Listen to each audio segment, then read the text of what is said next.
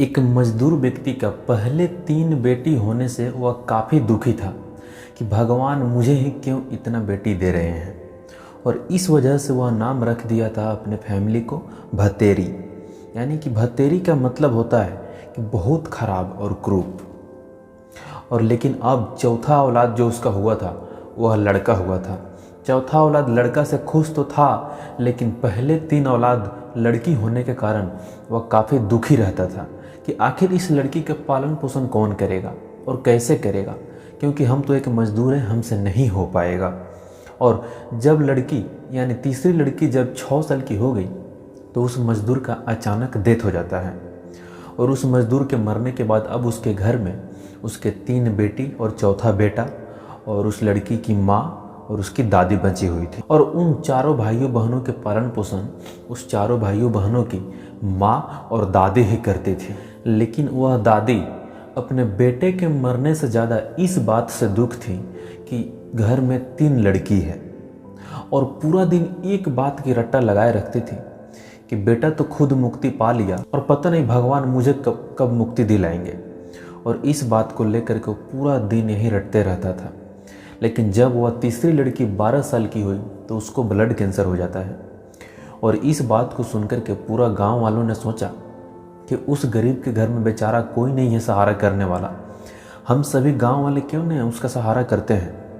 और डॉक्टर ने ये बात भी बोला था कि पैसा तो काफ़ी लगेगा ही, लेकिन उसका एक किडनी उसको बदलना होगा, और वह किडनी होना चाहिए उसके घर वालों में से ही किसी एक का।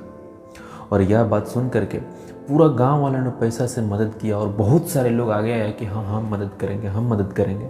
वैसे पैसा तो इकट्ठा हो गया, लेकिन बात आती है यहाँ पर कि पैसा की कमी नहीं थी, लेकिन घर वालों में से कोई भी उसको किडनी देने नहीं आता है। और कुछ दिन बाद उस तीसरी लड़की का जब मौत हो जाती है तो वह एकदम शांत रहती है। लेकिन यह कहानी यहीं ख़त्म नहीं होता है, क्योंकि जिस लड़की का मौत हो जाता है वो लड़की कुछ दिन पहले सुनी थी कि जब आदमी का मौत हो जाता है तो वह अगले जन्म में या तो कुत्ता बनता है, या कोई कीड़ा बनता है, या कोई पालतू जानवर बनता है। तो वह क्या सोच रही थी कि मैं भगवान से अगली बार प्रार्थना करूँगा कि मुझे या तो पालतू जानवर बनाए, या कुत्ता बना दे, या कीड़ा बना दे, लेकिन आदमी में जन्म नहीं दे। और शायद उस लड़की का यह इच्छा भगवान पूरा कर दिया होगा कि अगले जन्म में उसको या तो कोई पालतू जानवर या कुत्ता या कीड़ा में जन्म दिया होगा। दोस्तों, इस छोटी कहानी से हम आपको यह बताना चाहते हैं कि आप बेटा और बेटी में भेदभाव क्यों करते हैं। सबसे पहले तो आपको बेटा और बेटी में भेदभाव बिल्कुल नहीं करना चाहिए, और आप वैसा नहीं कीजिए कि कोई भी इंसान आदमी में जन्म लेने से पहले 100 बार सोचे और भगवान से कहे कि मुझे अगली बार आदमी नहीं बनना है।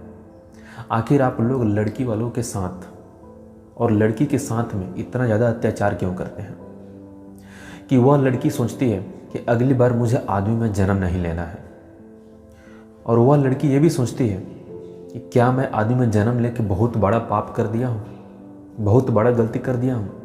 आखिर उस लड़की का क्या गलती है जो इतना बड़ा बड़ा बात सोचने लगती है। इसलिए मैं आप सभी से एक ही गुजारिश करूँगा कि आप भी लड़का और लड़की में भेदभाव नहीं कीजिए। अगर कोई आपके आसपास या कोई आपके पड़ोस में या आपके कोई जान पहचान वाले लड़का और लड़की में भेदभाव कर रहे हैं तो आप उसको समझाइए। अगर आप मदद कर सकते हैं तो आप उनको मदद कीजिए, क्योंकि आज भी गांव में मदद करने वाले बहुत लोग हैं। अगर आपको लड़की होने से दिक्कत है तो गांव वालों को बताइए, क्योंकि गांव में आज भी इंसानियत जिंदा है जो आपको मदद कर सकता है, आपके लड़की को सहारा दे सकता है। तो आप सभी से मैं आखिरी बार गुजारिश करूंगा कि आप भी लड़का और लड़की में भेदभाव नहीं कीजिए।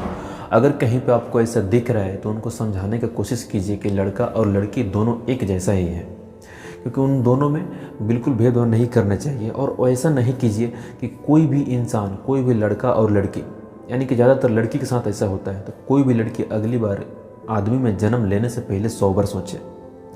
दोस्तों, ऐसे ही कहानी सुनने के लिए मेरे साथ जुड़े रहिए, और मेरे साथ जुड़े रहने के लिए चैनल सब्सक्राइब कीजिए, वीडियो लाइक कीजिए, और वीडियो को अपने दोस्तों के साथ और जो लोग लड़की के साथ ऐसा व्यवहार करते हैं उनके साथ पर्सनली शेयर जरूर कीजिएगा इस वीडियो को।